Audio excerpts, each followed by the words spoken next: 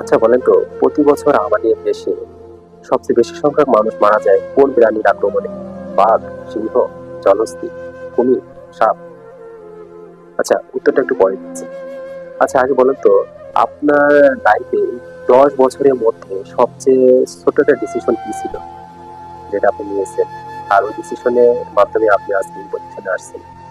তো আপনি কিন্তু ভাবতেও পারবেন না যে আপনার ছোট্ট একটা ডিসিশনের জন্য আপনি আজকে এই পজিশনে আসছেন। আমরা বাঘ, কুমির, সিংহ, সাপকে যতটা ভয় পাই, মশাকে কিন্তু অতটা ভয় পাই না। আর আমাদের দেশে সবচেয়ে বেশি সংখ্যক মানুষ মারা যাচ্ছে মশার কামড়ে। আর মশাকে আমরা কতটা তুচ্ছ মনে করি, অনেকটা তুচ্ছ করি।